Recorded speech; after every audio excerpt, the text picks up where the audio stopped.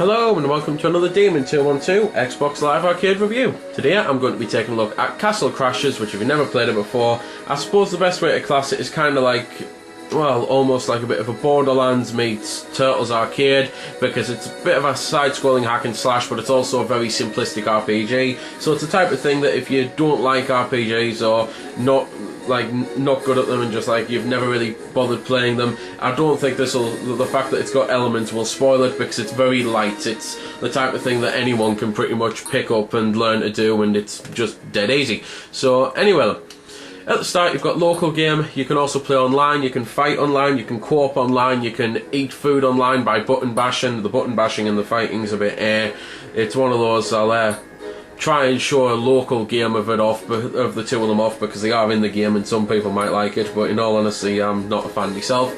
You can view your play statistics on the leaderboards, you can view your achievements that you've got left to get or the ones that you've already collected. The helping options are very basic stuff. The downloadable content's actually pretty good and I've got it, so I'm going to show it off. So anyway, onto the game. I'll start with those modes purely because they're, again, basic and quick and dead easy to show off. So, right then, I've got some sort of prickly cactus thing, and I've just basically got to bash a couple buttons. It's X and Y, and the whole point is to get through as much food as you can do. It really is naff. You've then got the arena mode, which is slightly more advanced than that. It's not as basic as just going on to it and eating. You can have melee matches, quick draw matches, you could have treasure or beefy, and obviously go back to the character select if you want. So melee is just basic fighting, so I'll put that one up because it's probably the easiest to show off. And it's one of those, it's not bad, but it's the type of thing that I honestly can't see people getting much fun out of it, because, well, for one thing, the arenas are dodgy as hell. I mean, you've got this here which is on ice, you're sliding all over the place. You've got cats over here which try and kill you, and it's just annoying as hell in all honesty, purely because of that. It's the type of thing that you can have a little bit of fun with it if you're local and with mates and that, or if you're online with all headsets, but normal random battling, I just personally don't find any fun out of it at all. So anyway, on to the main game. So, at the start of the main game you have 4 knights to choose from, and basically one's like a bit of a plague, one's electric, one's ice, one's fire. You can then get some downloadable content. You can get the Grey Knight, you can get Alien Hominid if you've got the Alien Hominid game, that's the only way to get him. You can get the King, and you can get the Black Knight of, well, death type thing. He's evil, he's cool, he's the guy I've played as you might be able to notice, because everyone's level 1 and he's level 24. And you can also unlock some other characters by beating the game in certain ways and that, and unfortunately I didn't actually get any characters unlocked when I beat it with the Black Knight, which is a little annoying. But then you've basically got the main map from here, which you can, as you go through the story, you have to basically rescue the princesses and that, and you have to get quest items to access new areas. Like for example, you get the dock very early on, but you can't actually go to the dock until much later on, because you've got to get a compass and you've got to get a spyglass, not spyglass, anyway, you've got to get a telescope and just stuff like that. And then once you beat the game as well, you can go down here and go on to insane mode, which is just basically a harder version of the same thing.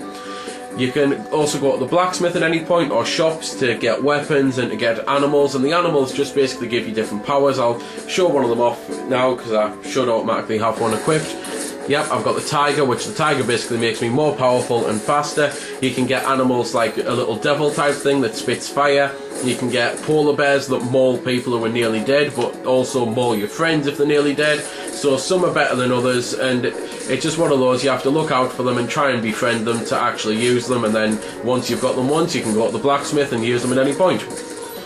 So anyway, the gameplay for the most part is, as I say, a bit of a hack and slash. You go left to right, you kill the enemies, you can get other weapons than your sword, like, well, melee attacks like the bow and arrow. You can get a shovel to dig up hidden items if you find crosses on the floor. You can get a horn, which, well, I honestly don't know why the horn's actually there. It's there as a story item, you have to use it, but it's there to be able to be used as a weapon as well, and I don't know why, because it just doesn't make sense. You can get bombs which can be used as weapons, or to blow up holes in walls, like for example how I got my tiger here. You can get potions, which thankfully are auto use, because sometimes there's so many things going on, especially in a multiplayer game, that you forget to check your own health, and then bam, you're dead. But no, the potion saves you, so that's good. And it's always basically a good idea to stock up on them, especially because they're not exactly expensive, and there's gold all over the place. You can get it from the enemies, you can get it from treasure chests, you can get it from killing bosses. You get all sorts, to be fair, from killing bosses, which is pretty cool. And that's just basically it. You pretty much go left to right, right to left, up and down, kill the enemies, get food for health.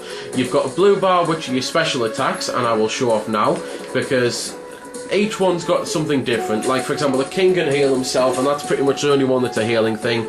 And he can also throw a banana, but you hold the right trigger down, you push Y, and this guy here uses dead hands, or if I fire it in the air, I throw exploding skeleton at them. And your magic gets better as you level up, because as you level up you get points which you can spend on different skills. So you can make yourself stronger, or you can make yourself faster and better with a bow and arrow. You can increase your defense, so obviously it takes more hits to kill you. You can increase your magic, and it's just one of those. You have to basically go through the level and then think, well, hang on, was I getting me butt kicked there? Could I stand to just upgrade magic instead? You just have to be strategic with it, because otherwise you'll really find yourself in a tough spot. And obviously you just get experience points by beating enemies. The other things you can get as you level up are new combos, but in all honesty, the only combo I used throughout the entire game was Y. That seriously is the only one that you need to use. You can go through the entire game, kill every boss just simply by doing that. I never had a problem, because X is a quick attack and Y is a strong attack, and you can do combos, proper combos, like I think XXY was one, or XY. Yeah, there we go, XY was that. But it's really weak compared to you just YYY. I mean, I took 5 hits of almost 20 there every time, whereas the XY combo does 2 hits of about 15. So it's the type of thing that I really don't understand why the combos aren't any good, other than your basic one. Graphically, as you can see, the game is pretty much cartoony and cel shaded. I personally think it looks fantastic. There are some great looking levels, there are some great looking enemies. Musically, it's all basic stuff. It's pretty much what you're going to hear throughout the game. It's just on a loop, but it does well, and it's not the type of thing that it'll drive you mad or anything. You start to not notice it, and even then it's just your usual background music really, so nothing really special to say about it. Obviously it changes depending on what you're in, so like the shop's got slightly different music, it's got a more upbeat music, and bosses have different music and that. And yeah, as I say, the whole point of the game is just go around, kill the enemies, and find the hidden items, which aren't really all that hidden or anything. You pretty much get everything that you need just by going through and killing the bosses and that. So there's nothing really much to say about the game, other than that if you like things like the Turtles arcade game, you're going to love every moment of this. I had so much fun playing it with my brother, and it's just one of those. It's one of my favourite games on the Xbox, it really is. I'd love for them to do a sequel. I'd love for them to just do more DLC or anything with new characters and new areas to explore and that. But even if they don't, even if they don't do a sequel or DLC, at least I can play this one, because it's the type of game that I can replay over and over again, and obviously level my character up even more.